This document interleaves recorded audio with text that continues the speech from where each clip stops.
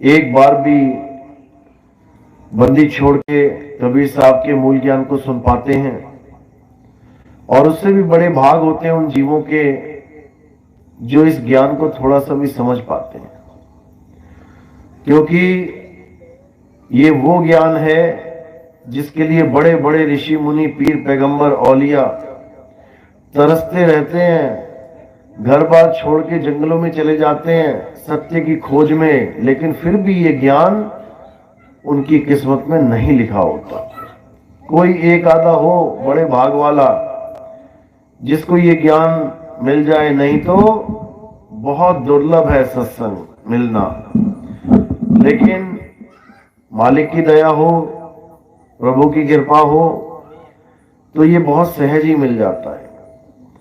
जैसे आज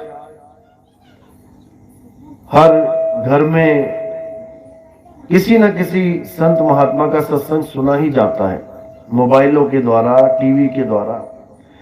एक ऐसा समय था जब हम खुद चल के जाते थे संतों के दर्शन करने, संतों का सत्संग सुनने। आज संत खुद ही हमारे घर में मोबाइलों के थ्रू, टीवी के थ्रू, वो खुद ही हमारे घर में सत्संग करते हैं। बिल्कुल समय बिल्कुल पलट गया। और ये वही समय है जिसके लिए कबीर साहब ने पहले ही कई संकेत दे दिए थे कि एक ऐसा समय आएगा जब घर घर होगा बोध विचारा।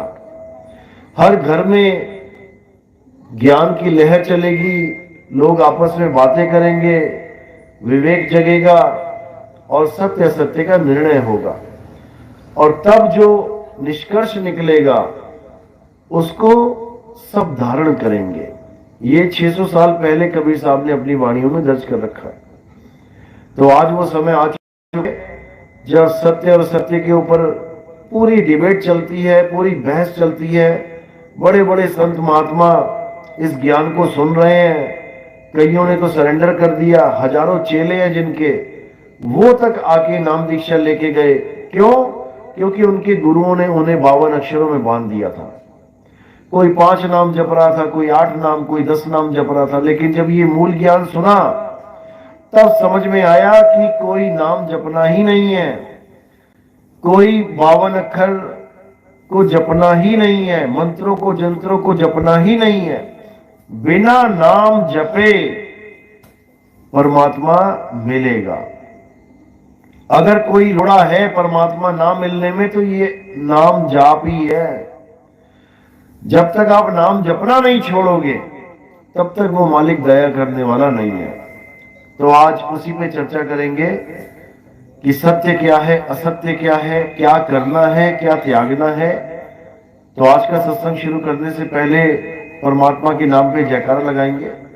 बोलिए परमपिता परमात्मा की, सदगुरु बंदी छोड़ कबीर साहिब की, सभी संतों की, सभी भक्तों की, आज के आनंद की, सकल हंस को बंदगी, साहिब बंदगी सतनाम।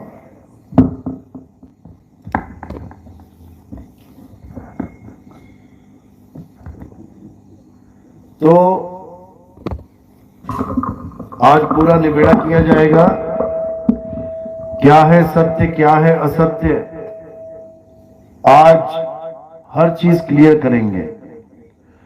कबीर साहब कहते हैं सतगुरु ऐसा चाहिए जैसा सूप सुहाए, और सार सार तो गई रहे, थोथा दे उड़ाए।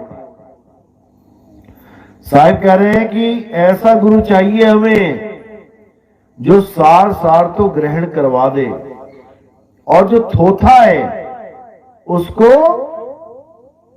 उड़ा दे। अब क्या है सार, क्या है थोथा? वाणी तो सब बोल देते हैं, हर कबीरपंथी के मुंह पे रटी पड़ी है ये वाणी। अब उससे बस इतना पूछ लो कि क्या है सार और क्या है थोथा, वहीं पे निबेड़ा हो जाएगा कि इसको कुछ पता भी है या बस कबीर साहब की वाणियां रट के बैठा है। अब क्या है सार, क्या है थोथा, इसके ऊपर बड़े बड़े ग्रंथ रच दिए गए हैं, जिसको साहिब ने बड़े ही विवेक के द्वारा वाणियों को बड़ी अच्छी तरह समझाने की कोशिश करी, लेकिन ये मूर्ख जीव समझ नहीं पाया। क्या है सार, क्या है थोथा, अगर ये निर्णय हो जाए तो सारी दुनिया के जितने भी पंथ हैं, सारे दुनिया के जितने भी धर्म हैं, सारी दुनिया की जितनी भी जात पात, ये जितना भी भेदभाव है, ये सब खत्म हो जाए और सब एक झंडे के नीचे आ जाए। ये सार और असार के निर्णय के बाद ही हो सकता है। तो क्या है सार, क्या है असार, अच्छी तरह समझना है। साहिब की एक वाणी है, मोको कहां ढूंढे रे बंदे, मैं तो तेरे पास में। इस वाणी में सार और असार का पूरा भेद खोला हुआ है। क्या है असार और क्या है सार। तो पहली लाइन में कहते हैं, ना मंदिर में, ना मस्जिद में, ना काबे कैलाश में, ना मैं जप में, ना मैं तप में, ना एकांत निवास में। बिल्कुल क्लियर कर दिया साहिब ने कि ना मंदिर में, कोई कहे कि परमात्मा मंदिर में रहता है तो नहीं रहता है। मंदिर में कौन है? मूर्ति रहती है। किसने बनाई? इंसान ने बनाई। कितने दिनों में बनाई? किसी ने एक दिन में बना दी, किसी ने 2 दिन में, किसी ने 5 दिन में, किसी ने साल भर लगा दिया। डिपेंड ऑन द मटेरियल कि किस प्रकार की मूर्ति बनाई जा रही है। अब ना मंदिर में तो बिल्कुल क्लियर कर दिया कि मंदिर में तो मैं नहीं हूं। तो मंदिर क्या हो गया? सार या असार? असार। ना मस्जिद में, कोई कहे मस्जिद में अल्लाह रहता है तो नहीं रहता है, वो भी असार। ना काबे कैलाश में, काबे चले जाओ, कैलाश में चले जाओ, कहो परमात्मा मिल जाए, अल्लाह मिल जाए, वाहिगुरु मिल जाए, नहीं मिलेगा, वो भी असार है। ना मैं जप में, किसी भी प्रकार का कोई भी नाम जप कर रहा हो, कोई राम राम नाम जप रहा है, कोई श्याम श्याम जप रहा है, कोई राधे राधे जप रहा है, कोई अल्लाहु अल्लाहु जप रहा है, कोई कबीर कबीर जप रहा है, कोई वाहिगुरु वाहिगुरु जप रहा है, कुछ भी जप रहा है, नाम है जप में, एक ही लाइन में सारा जप खत्म। भले कुछ भी जप रहा हो, उससे कोई फर्क नहीं पड़ता। अगर 52 अक्षर जप रहा है तो परमात्मा मिलने वाला नहीं है। नाम है जप में, नाम है तप में। अगर वो तपस्या कर रहा है, भूखा रहता है, कांटों पे लेटा हुआ है, आग के बीच में खड़ा हो गया, धरती तक, धरती गड़ गया, गर्दन गर्दन तक, ये सब तपस्या है। नाम है जप में, नाम है तप में, ना एकांत निवास में। घर बार छोड़ के एकांत में चला गया, पहले रोटी खाता था, पत्ते खा रहा है, कंदमूल खा रहा है, आदि मानव से इंसान बना, इंसान से दोबारा आदि मानव बन गया, क्या फायदा? नहीं मिलेगा परमात्मा। ये सब असार है, ये सब असार है। फिर कह रहे हैं, नहीं प्राण में, नहीं पिंड में, और ना ब्रह्मांड आकाश में। ये प्राण जो चल रहे हैं, प्राणवायु, ये भी असार है, ये भी खत्म हो जाती है एक दिन। असार खत्म हो जाता है, सार कभी खत्म नहीं होता। तो नहीं प्राण में, नहीं पिंड में, इस काया के अंदर भी नहीं है परमात्मा, ये भी असार ही है। नहीं प्राण में, नहीं पिंड में, ना ब्रह्मांड आकाश में, और खोजी होए तुरंत मिल जाऊं एक पल की तलाश में। अगर खोजी है कोई और ढूंढने वाला है तो मैं 100% मिलूंगा एक ही पल की तलाश में। अब इसका मतलब क्या है कि एक पल में तुम्हारी खोज खत्म हो जाएगी, यानी तुम्हें पता लग गया कि वस्तु कहां है। अब क्या बचा? अब उसको प्राप्त करना बचा, उसमें समय लगता है। कितना समय लगता है? साहिब कह रहे, राम राम रटते रहो जब लग घट में प्राण, और कब हूं दीन दयाल के भनक पड़ेगी कान। कहते तो पता लग गया, अब तुम सिमरन करना चालू कर दो, यानी उसको याद रखो। याद रखना है, जपना नहीं है। सिमरन का मतलब जपना नहीं होता, सिमरन का मतलब होता है याद करना। सिमरन कहां से वर्ड आया है? स्मरण से। आदसामरण संस्कृत का स्मरण, उसी को पंजाबी में सिमरन कर दिया है। तो सिमरन का मतलब याद करना। कैसे याद करेंगे? जब उसको देखा ही नहीं तो याद कैसे करेंगे? अब किसी ने किसी को देखा है तब तो वो याद कर पाएगा, अब किसी ने किसी को देखा ही नहीं तो याद कैसे करेगा? लेकिन उसकी भी विधि वेदी गुरु बताता है। कैसे याद करना है? आंखों की जरूरत ही नहीं है उसमें। कैसे याद करना है? जैसे पनिहारिन अपने घड़े को याद रखती है। अगर 20 किलोमीटर चल रही है पनिहारिन, घड़ा सिर पे रखा है, तो कितनी देर याद करेगी उसको? अगर 24 घंटे चली तो 24 घंटे याद रखेगी, एक भी पल नहीं सारेगी। जिसको बोला सुमिरन की सुध यूं रहे, जीव गागर पनिहार, और बोले डोले सूरत में कहे कबीर विचार। यानी पनिहारिन अपने घड़े को सिर पे रखती है और अपना पूरा ध्यान घड़े पे रखती है। दिखता नहीं है घड़ा, उसे दिखने वाली चीज नहीं है कुछ भी कि वो घड़े को याद करेगी, घड़े की फोटो देखेगी, बिल्कुल नहीं। वो घड़े को स्थिर रखेगी, गिर ना जाए। स्थिर करना है केवल घड़े को। इसी को साहिब समझा रहे हैं कि सूरत फंसी संसार में, तासे पड़ गई दूर, सूरत बांध स्थिर करो, आठों पहर हुजूर। आठों पहर केवल एक ही काम होना चाहिए, सूरत को स्थिर करना है। इसके अलावा और कोई काम करना ही नहीं है।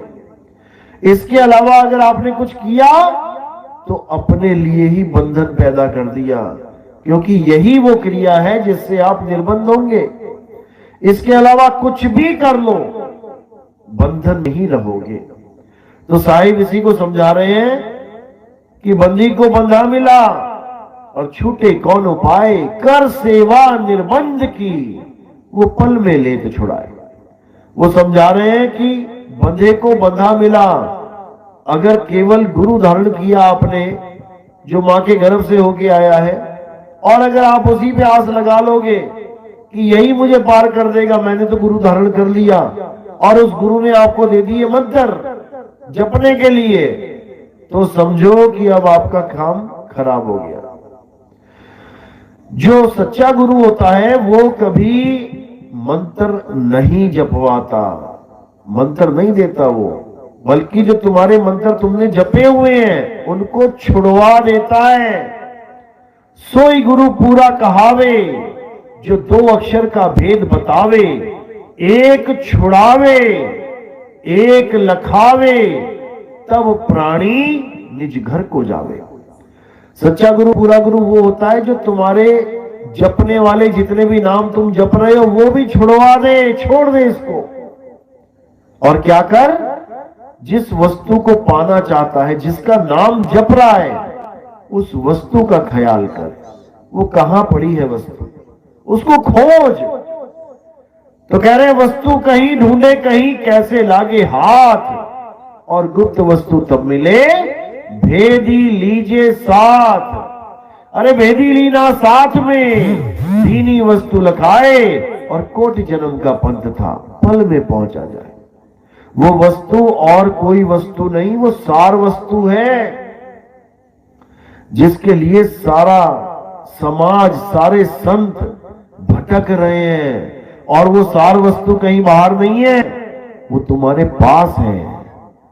वो कहीं जंगलों में नहीं पड़ी है, वो तुम्हारे पास है। एड्रेस क्या है? अधर द्वीप तहा गगन गुफा में, है निज वस्तु सारा, और ज्योति स्वरूपी अलख निरंजन, धरता ध्यान हमारा। कोड वर्ड में समझा रहे हैं कबीर साहब, कोड में समझा रहे हैं कि समझ जा वो वस्तु कहां पड़ी है तेरे पास। अधर द्वीप तहा गगन गुफा में, है निज वस्तु सारा।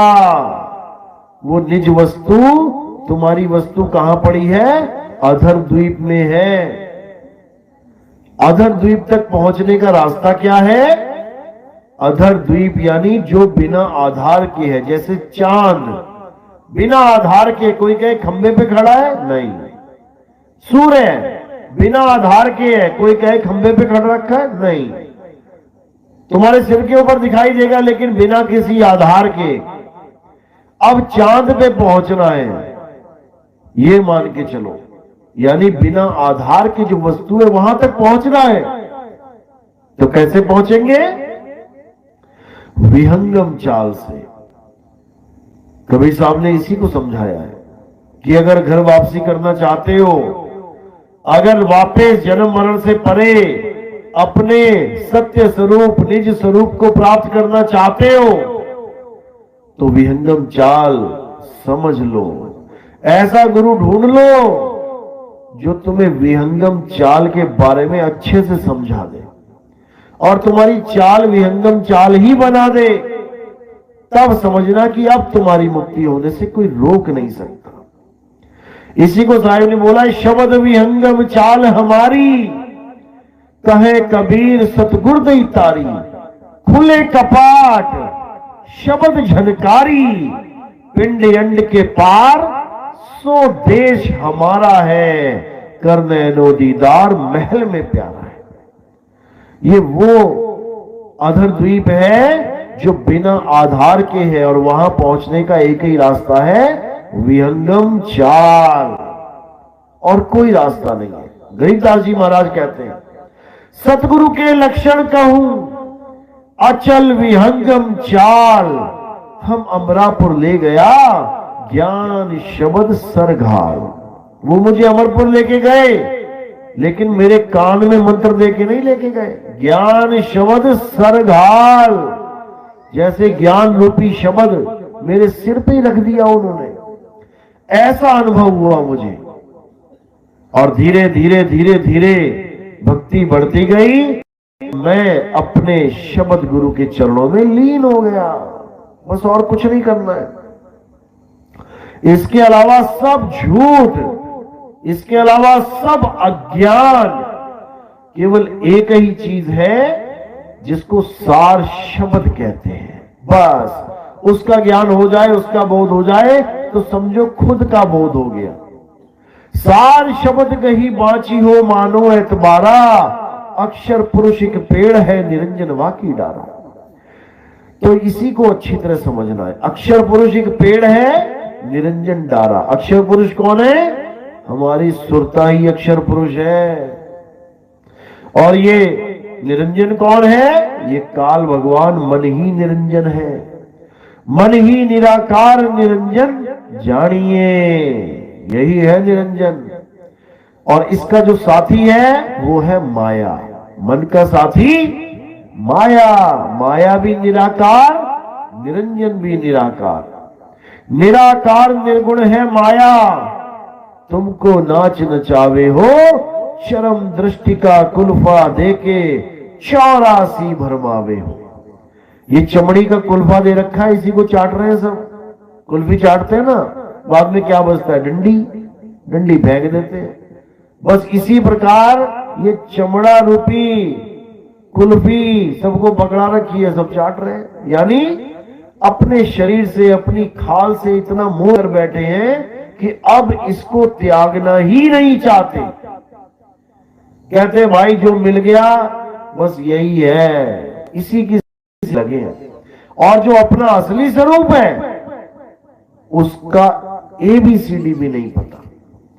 अपने स्वरूप को ऐसे भूले बैठे हैं जैसे इस काया के अलावा हमारा कोई स्वरूप है ही नहीं। इस काया में इतना मगन हो गए हैं कि समझ में ही नहीं आ रहा कि काया छोड़ेंगे कैसे। दिक्कत ये आ रही है। अब क्या करना है? काया छोड़ने से पहले पहले अपने स्वरूप को जान लेना है, समझ लेना है।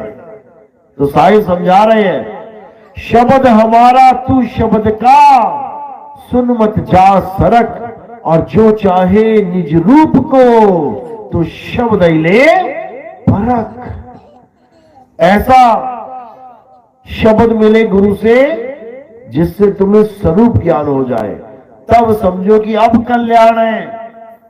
और अगर ऐसे शब्द मिल गए जो जपने में, लिखने में, पढ़ने में, बोलने में आते हैं, तो समझ जाना बेड़ा गर्क होने वाला है। अच्छी तरह समझ लेना इस बात को।